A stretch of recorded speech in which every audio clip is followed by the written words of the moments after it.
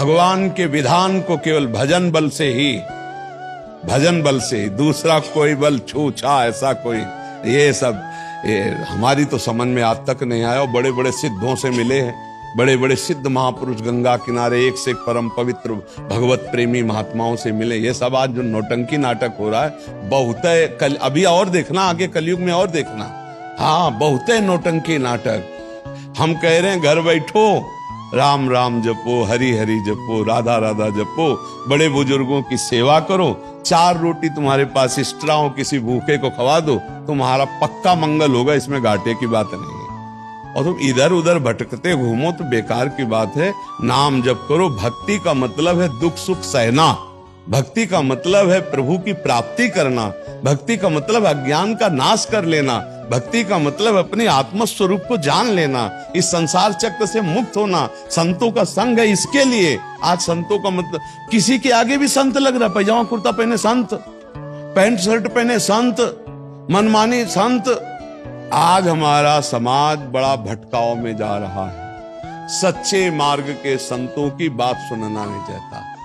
भागवत, गीता, रामायण, गुरुवाणी, कहीं हमको कोई नाटकबाजी आप दिखाओ, इन जो सदग्रंथ साहब हैं इनमें कहीं दिखाओ हमें। सच्चे संतों का तो फिर मन मरता है महाराज जी। वो कहते हैं ये नहीं करो, ये नहीं करो, वहां तो बढ़िया ऐसा जैसा हमने चाहा वैसा हो गया, तो ये अच्छा लगता है महाराज। हाँ, लेकिन कै दिन के लिए, मरोगे नहीं क्या?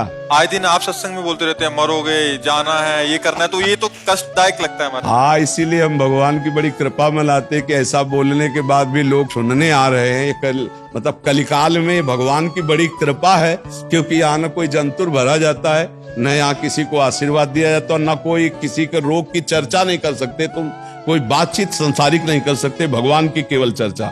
तो कुछ न कुछ तो मंगल होता ही होगा, तभी तो लोग आते हैं। कुछ तो होता होगा, क्यों? अगर आत्मानंद की अनुभूति, अगर हृदय में आनंद ना होता तो हाथ जोड़ के बुलाओ तो भी नहीं आएंगे। अच्छा, इस समय की तो बात जाने दो, सुबह हो चुका है और 7:45 बजने वाले।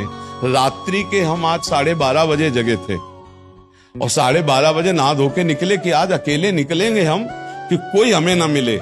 तो जो ही हम गेट के पहुंचे सोई बैंड लगा था, और 2-4 लोग दौड़े।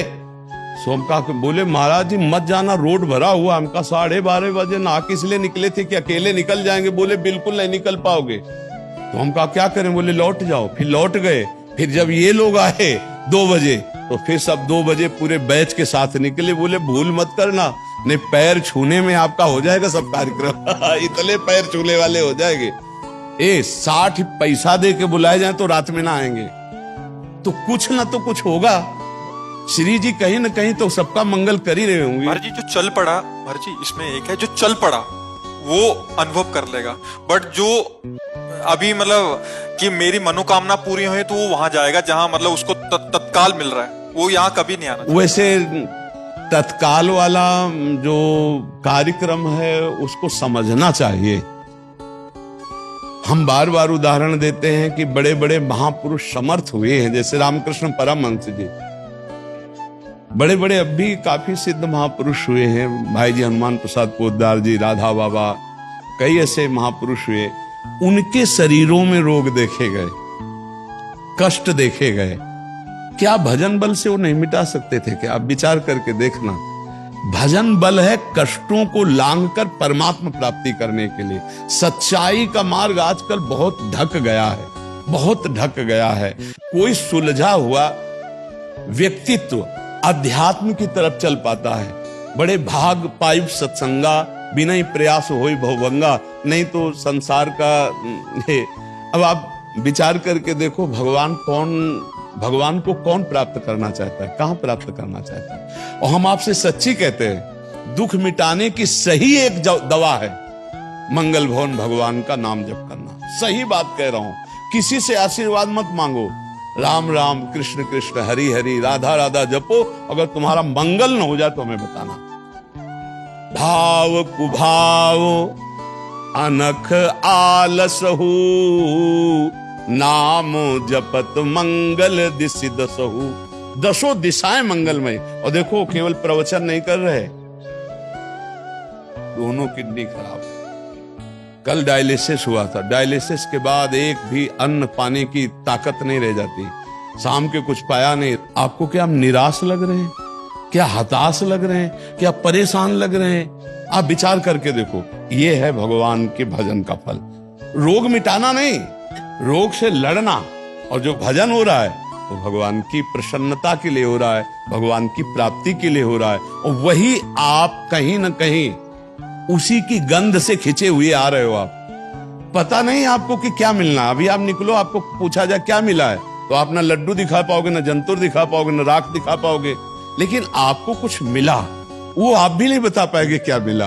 वो आत्मानंद है, वो भगवदानंद है। सुत दाराधन लक्ष्मी पापी के घर होए, संत समागम हरि कथा तुलसी दुर्लभ दोए। शुद्ध भगवत चर्चा, भगवत मार्ग बहुत मुश्किल से मिलता है। इसलिए नाम जप करो, भगवान का आश्रय लो, पाप कर्म मत करो और किसी से आशीर्वाद मत मांगो। हम तुम्हें जो कह रहे, सब आशीर्वाद आपके पास अपने आप आ जाएंगे। जैसे समुद्र किसी भी नदी की याचना नहीं करता, हर नदी अपने आप गिरती है, ऐसे धर्मात्मा पुरुष के पास हर सुख संपत्ति अपने आप आ जाएगी। और खूब आशीर्वाद मांग लो। 4 दिन की चांदनी है, इसके बाद फिर अंधेरी रात है। ये 4 दिन का फ्यूज होने वाले हैं। ये सब दीपक जो भगवत प्रेम से जलता है वो निरंतर जलता रहता है, सनातन चलता रहता है। इस ड्रामेबाजी में कुछ नहीं, किसी को कोई ठीक नहीं कर सकता, पक्की बात है। हमें तो अभी तक ऐसा नहीं मिला। बड़े बड़े सिद्धों को कष्ट भोगते देखा है, भगवान के विधान को बड़े बड़े सिद्धों को भोगते देखा है। इसलिए मुझे विश्वास नहीं है कि कोई किसी के भी दुख को मिटा दे, ये विश्वास नहीं। और हमारा शास्त्र कहता है भगवान के वचन झूठे नहीं हो सकते। भगवान कहते अवश्यमेव भोक्तव्यम कृतम कर्म शुभाशुभम, अवश्य जीव को भोगना पड़ेगा। इसलिए मस्त रहो। हमने कमाया है